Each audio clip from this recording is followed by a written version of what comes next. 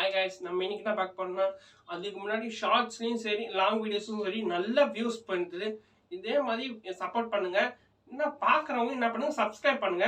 நம்ம இன்னைக்கு என்னத்தை பற்றி பார்க்க போறோம்னா ஒரே லாட்டில் 2795 rupees எப்படி சம்பாதிச்சோம், அது ஒரு ரியல் ட்ரேடில் பேப்பர் ட்ரேட்லாம் எப்படி சம்பாதிச்சோம் அதை பார்த்து தான் பார்க்க போகிறேன். வாங்க வீடியோக்குள்ளே போகலாம். நம்ம இன்னைக்கு என்ன பார்க்க போறோம்னா நிஃப்டியில் தான் ட்ரேட் பண்ணியிருந்தோம். கால் ஆப்ஷன் தான் எடுத்திருந்தோம்.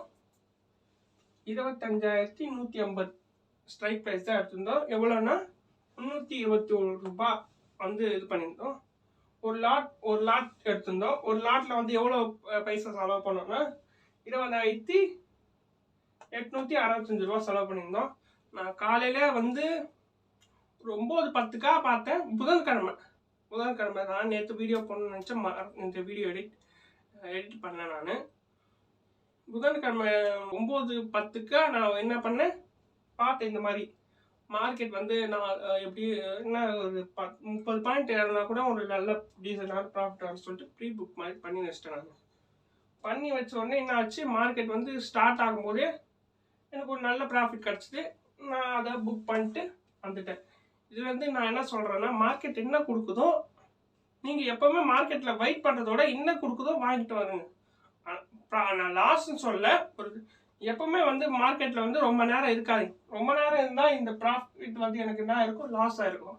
நான் இதுக்கு மேலேயும் ஆசைப்பட்டேன்னா என்ன ஆயிருக்கும், இதுவே போயிருக்கோம், கேபிட்டலே போயிருக்கும். நிறைய பேர் என்ன சொல்லுவாங்க, இது பேப்பர் ட்ரேட் தானே சொல்லுவாங்க. பேப்பர் ட்ரேடில் வர பழக்கம் தான் வந்து ரியல் ட்ரேடில் பண்ணும்போது அந்த பழக்கம் வரும். அதனால தான் என்ன சொல்கிறேன், நான் ஒரே லாட் தான் எடுத்திருந்தேன். ஒரே லாட்டில் நம்மளால 2795 rupees பண்ண முடியுமா கேட்டிங்கன்னா கன்ஃபார்மாக பண்ண முடியும். ஆனால் அது வந்து ஏடிஎம்லேயும் சரி ஓடிஎம்லையும் சரி பண்ணுறது கஷ்டம். ஐடிஎம்மில் வந்து ஈஸியாக பண்ணலாம் நம்மளால. அதுக்கேற்ற மாதிரி ப்ரீமியமோட ப்ரைஸ் இருக்கும்.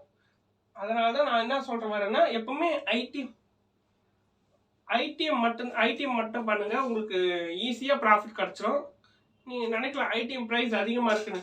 ஒரே லாட் தான் எடுக்க போகிறீங்க, ஆனால் அது ஈஸியாக இந்த என்னது 10 பாயிண்ட் 20 பாயிண்ட் ஈஸியாக போயிடும்.